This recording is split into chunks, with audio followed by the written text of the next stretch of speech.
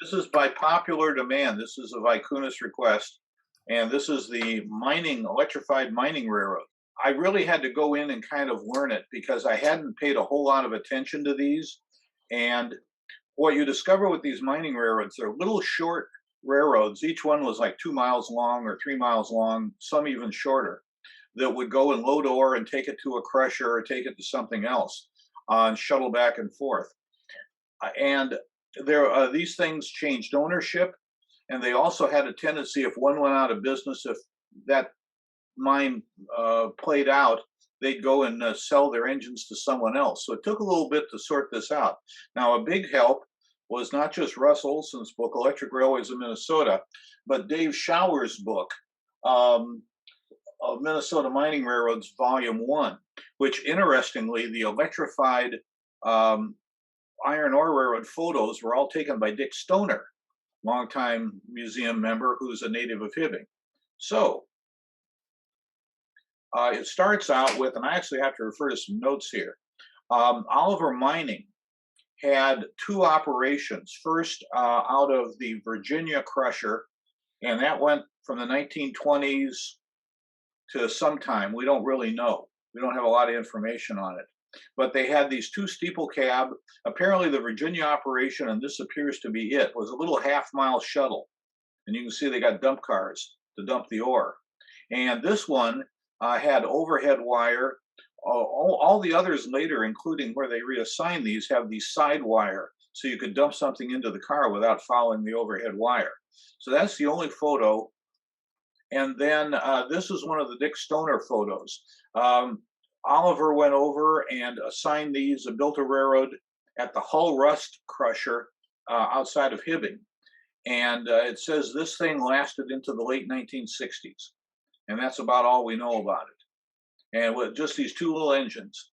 And here you see they've gone to the side pantographs. And that's the overhead wire off to the side there. And here's a picture of them just kind of sitting. You can see he's got the side pantograph up on the overhead wire. So that's all we have on What's that. the advantage to a side pantograph? I'm sorry, say again? What's the advantage to a side pantograph?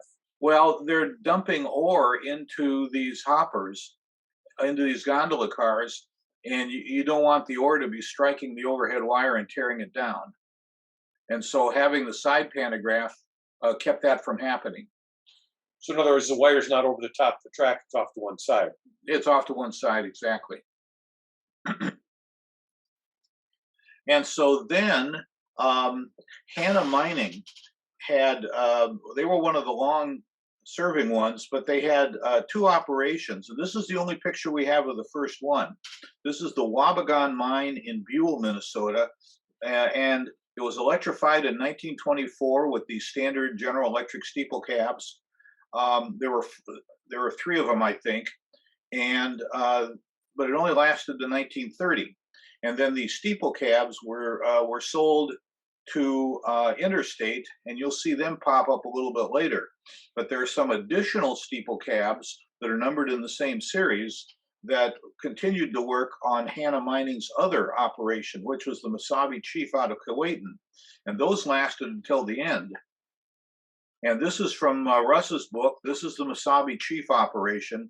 And this thing around the side here is the railroad. And so it ran from, here's the open pit mine here, and they would load the cars here, and then they'd run them around to the washing plant. And there was a tailing stockpile where all the junk that was not iron ore get put. And then they would bring it down here, and then they would load it on the Great Northern to go. And so here they are loading the cars out of the pit.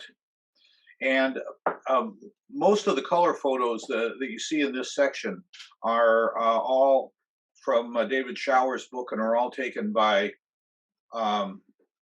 Dick Stoner. And this operation quit in 1968. Here they've got some conventional ore cars they're loading. You can see the Great Northern ore cars, so they're going to just be interchanged directly. And it could be that they didn't even put these in the washer. It could be that, oh, here's the other thing. you'll notice the pantographs are not up. They have a big wire spool on the end of this thing, and it was essentially an extension cord. You can see it going off the edge of the locomotive, and apparently this allowed them to get in the vicinity of here, where you see this big shovel, and it probably would have fouled the electric wires. So that was another way of powering these engines. Here's a really good shot of the side wire. Looks And like this is the end of the pantograph kind of skates along the wire. You know, it's that's at an right. angle to it. Yep. Like a boat trolley almost. Hmm. Here's the same thing, the loading thing from a little further away.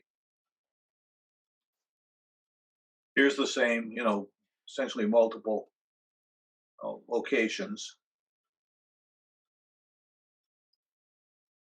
And then Stoner, and it says so in the book, got to ride one of the round trips.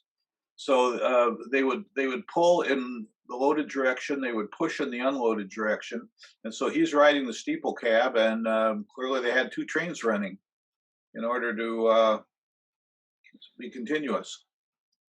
Here's another view of the same situation there. Here you can see the loader way off in the distance. Great pictures.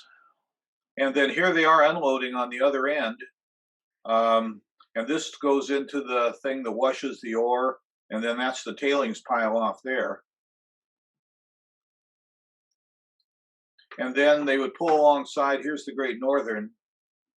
And apparently they're coming down from this. I haven't quite been able to reconcile this in the next shot, but here they are where they transfer it to the Great Northern. And once again, you can see this guy is running off his extension cord because there's no overhead wire there.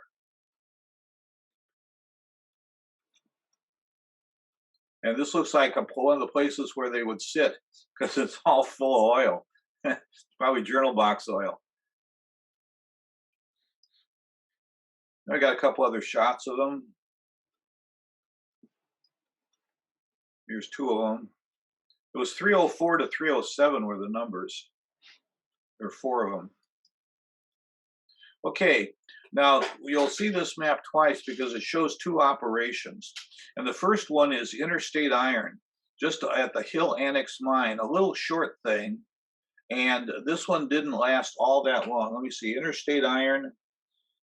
No, I take it back. This thing lasted from 1930 to 1955. And here they are. And these engines right here appear later in color because they were sold to the mine next door, to the other mine railroad that you see. And that's the only one picture I actually have of the Interstate Iron operation. And then we go to Mesaba Cliffs. And so you can see Interstate Iron is here, and just like a mile down the road is Mesaba Cliffs. And so when they stopped using those engines, they sent them over here. However, this other thing started up with the engines that you saw, the other GE engines you saw in that earlier one. They were sold after that one quit in 1930. Those engines were sold over here. And what's interesting is they do have a pantograph for some overhead. They must have had little short stretches of overhead somewhere. Either that or, well, we'll have to check the pictures and see where the overhead shows up. And so these engines were replaced with these, which was the one from the Hill Annex mine. That one picture I showed, they were painted black.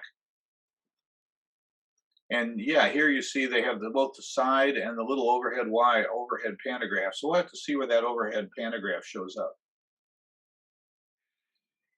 And this one right here, this operation lasted from 1924, and it was the last one in 1972. And all these pictures are actually from our collection.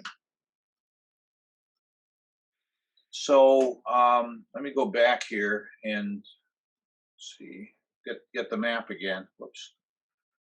And so what they were doing is they were loading here by the mine, and then they were running over to this concentrator, which is also then where the Great Northern would pick up the stuff. Although it looks like the Great Northern could also come in and load ore directly.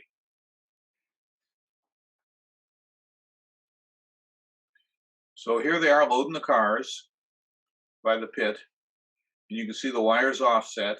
What's interesting is they got wires on both sides. They could access it from either side.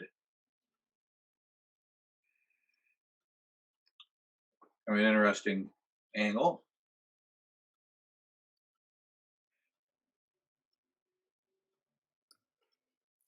That looks like cable coiled up on the front end of that engine. Yeah, they also would have had the capability to go and kind of run off a big extension cord if they needed to. So here's one of the trains running down the line, but it is running off the side. Now, this is interesting. Here, he appears to be on the wire, on the center wire. And this one, this location, and I'm going to go back to the map to see it. That is this crossing under the Great Northern here. So he's kind of about halfway.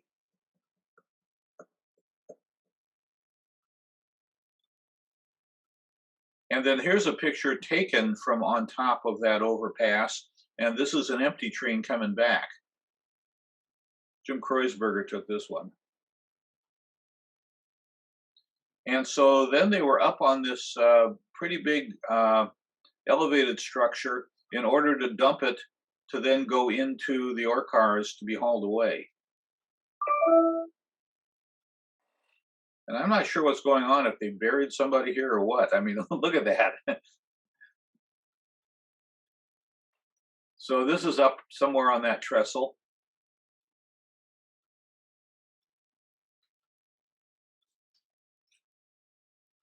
And this is the last slide. All four of the Hanna engines have been preserved. And this is out of Dave Shower's book.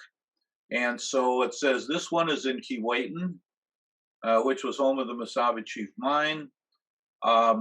This one is in Chisholm at the Minnesota Museum of Mining. This one is at the Lake Superior Railroad Museum. And this one down here, it said it's at, was donated to, the Hill Annex State Park and lettered for Interstate Iron, which is what it ran for in the beginning. So anyway.